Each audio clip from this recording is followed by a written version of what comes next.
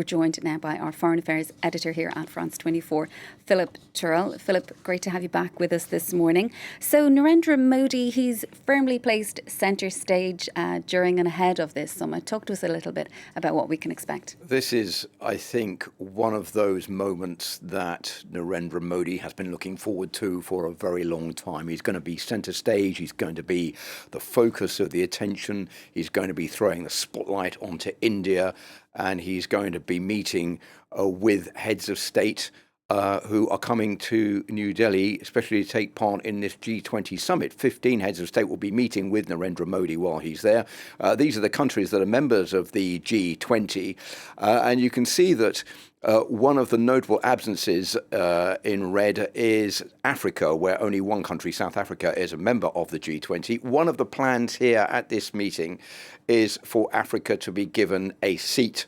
The African Union members, the 54 other members, to be given a permanent seat in the G20 so that they are represented as Narendra Modi would like them to be, as a full and integral part of the G20. Just a reminder that there are 1.4 billion people in Africa, and Narendra Modi is trying to, at the same time, link the West and the developing world with the South, the global South, as it's called, and the developing world, so that will help them out with more aid. Now, a few G20 facts for you in case you don't know all about what is happening there. It was founded in 1999. There are 19 member countries at the moment, plus the European Union. So, in fact, there are more than 19 countries that are members together, but the EU counts as one bloc. The aim of the G20 is to facilitate cooperation between central banks and finance ministers, and it accounts for 80% of global economic output. So the stakes are pretty high. So this is all about what is happening in New Delhi over the weekend. And there are several important points on the agenda of Narendra Modi. The first one is for there to be development in providing aid to the developing world. The second one is also on climate financing. Global warming is high on the agenda. Food security, particularly as a result of the war in Ukraine. Increased lending to benefit poorer countries, and as I said, full membership of all African Union states. So a lot on the agenda. Joe Biden is on his way there. Emmanuel Macron is going to be there. All of these important meetings taking place, but there are two notable absences. One of them is the Chinese President Xi Jinping, who is not there, and the other one who is notable by his absence is the Russian President Vladimir Putin. And given the fact that he is not there, how much is the war in Ukraine set to overshadow this summit?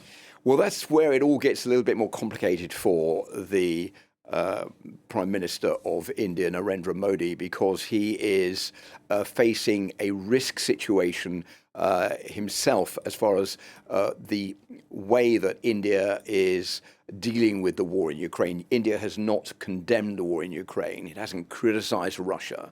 The basic reason for that is that India is dependent on Russian fuel, Russian oil, and it's getting that cheaply, so it doesn't want to give up those imports of Russian energy. It also is dependent on Russia for supplies of weapons. So many are accusing India of playing a double game in all of this, saying, well, you can't be friendly towards the West and pretend that you're a big global superpower without criticizing what is going on in Ukraine. But at the same time, India knows that it can't really go too far down the road to become too critical of the war in Ukraine, because it doesn't want to jeopardize its imports of cheap energy and weapons. So that is the difficult situation, the difficult juggling match for the Indian Prime Minister Narendra Modi during this summit. And I think over the months to come, there have been pressure from the United States saying it doesn't want to sign any declaration that isn't critical of the war in Ukraine. There were efforts to do that, which were vetoed by both Russia and China beforehand. And even France has made it clear that it doesn't want any final declaration to be signed, if there is one, which doesn't look as though there is going to be one, which isn't critical of Russia's role in invading Ukraine. So that is going to be a big problem for Narendra Modi. The other problem being the absence of the Chinese President Xi Jinping.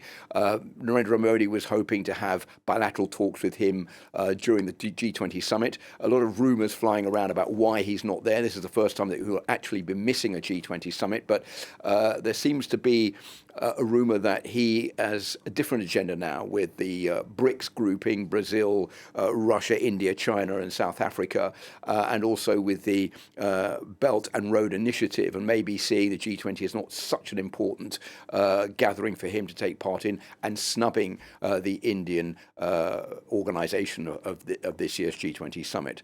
So he is absent, and I think that is something that is quite annoying for the Indian Premier, who would like to have had Xi Jinping there, particularly to talk about a border dispute between the two in the Himalaya region. You touched on it earlier. Global warming is also an issue. The UN, it's already issued a statement saying that what is being proposed here at the summit, it doesn't go far enough. Talk to us a little bit about that. Yeah, I think the general reading, it won't come as a surprise, is that what is being proposed is woefully inadequate. We've seen it with all these reports of flooding and heat waves, particularly one in France right now, which is quite abnormal, and a lot of worry that global warming is spiralling out of control and more needs to be done. The United Nations has issued a statement saying that the propositions at the G20 summit are woefully inadequate and that more desperately needs to be done in two domains. The first one is for a calendar to be established for the elimination of fossil fuels, and the second one is for all of the countries to back a demand to make sure that greenhouse gas emissions reach a peak by 2025 and not later than that, and that they can start being reduced after that date. If that date is not respected, then it's going to be even more difficult to bring global warming under control. Not much progress there. I think more hope being put on the next meeting of the UN climate conference, the COP28, which is going to take place in Dubai at the end of November. Philip, thank you so much for giving us all of that context. That is our Foreign Affairs editor here at France 24, Philip Turle.